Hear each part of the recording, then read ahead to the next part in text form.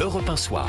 19h, 21h, Pierre de Villeneuve. Jusqu'à 21h, toujours avec Hélène Rouet du JDD, Jean-Michel Salvatore, chroniqueur politique et communicant, nous a rejoint comme tous les mercredis soirs Ksenia Fedorova. Bonsoir Ksenia. Bonsoir. On va parler du Groenland d'abord avec les intentions de Trump qui doivent être prises très au sérieux. C'est Sébastien Lecornu qui l'a dit tout à l'heure devant l'Assemblée nationale. On écoute le Premier ministre. Les intentions de l'administration Trump sont sérieuses. Elles doivent désormais être prises très au sérieux. Nous ne devons absolument pas sous-estimer la parole du président américain. Un peu plus tôt dans la journée, c'est Maud Bréjon, la porte-parole du gouvernement, qui a rapporté les mots d'Emmanuel Macron en Conseil des ministres sur la situation au Groenland.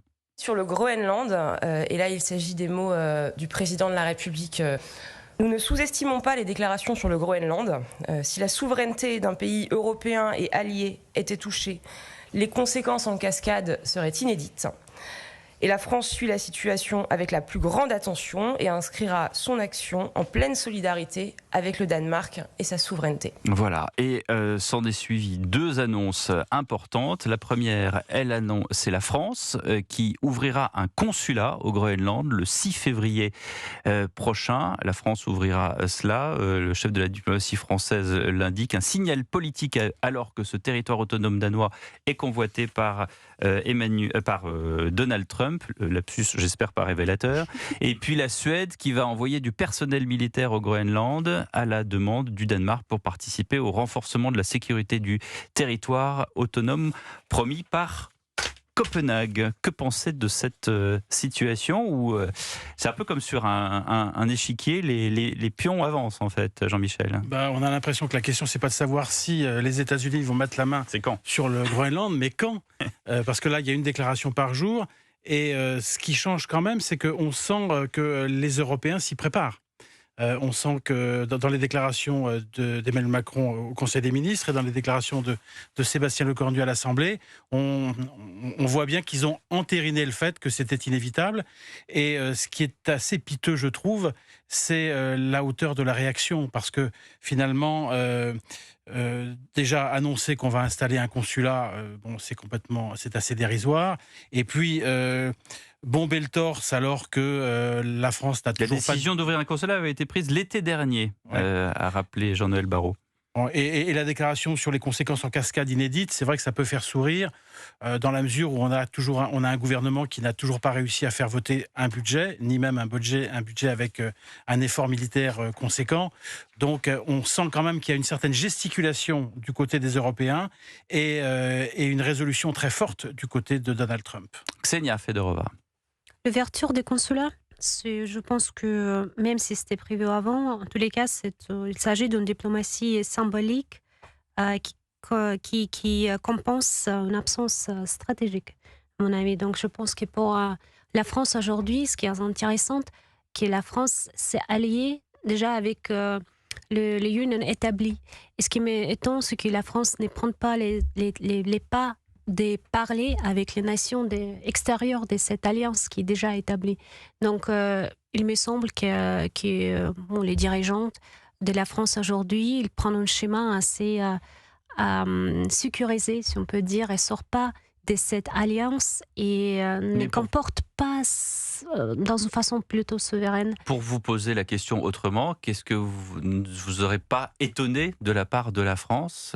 Qu'est-ce que vous auriez applaudi d'ailleurs comme geste de la France face à cette situation du Groenland? Du Groenland, je pense que la France ne peut pas vraiment faire grand-chose. On ne peut pas dire que la France peut imposer aujourd'hui pour dire non à Donald Trump ou les États-Unis. Pourquoi? Par sa faiblesse militaire, économique, politique? C'est pas la faute de la France. Franchement, les États-Unis, c'est une puissance, les plus grandes puissances, on peut dire aujourd'hui, dans le monde. Donc c'est difficile, dire non. C'est triste à dire, ça. Quand on a connu la France du général de Gaulle, Oui, mais alors, on a la dissuasion nucléaire, on a. Mais alors, le général de Villiers, lui, avance un argument que je trouve assez intéressant. Il dit en fait, de toute façon, les Russes et les Chinois ont une vraie tentation de mettre la main sur le Groenland. Et donc, en fait, il faut choisir. Pour les Européens, il faut choisir. C'est ça. Est-ce qu'il vaut mieux que ce soit un Américain ou est-ce qu'il vaut mieux que ce soit une alliance entre les Chinois et les Russes?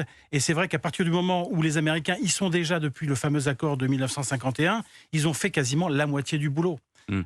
Donc voilà, donc je trouve que la réaction en fait du général de Villiers est quand même assez intéressante et elle marque à quel point finalement la géopolitique est en train de complètement modifier les équilibres du monde et les certitudes européennes. Je pense que la justification de Donald Trump de dire qu'il veut prendre Groenland parce que c'est pas les États-Unis, ça sera les Chinois et les Russes.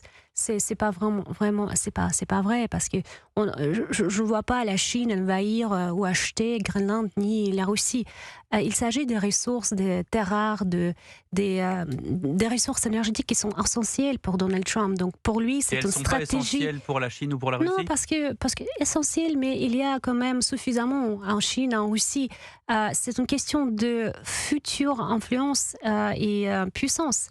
Ce sont les réserves pour le futur, ce ne sont pas les réserves qui ont besoin aujourd'hui.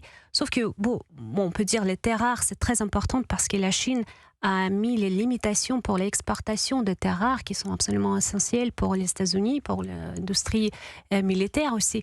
Mais en fait, je pense que c'est juste une justification. Après, il y a Arctique, qui aujourd'hui, il y a une forte présence de la Russie en Arctique et puissance assez faible des États-Unis. Donc je pense que ça fait aussi c'est une part stratégique pour surveiller. C'est des questions de même les radars, radars militaires, les ressources, d'influence. Pour être au plus près d'un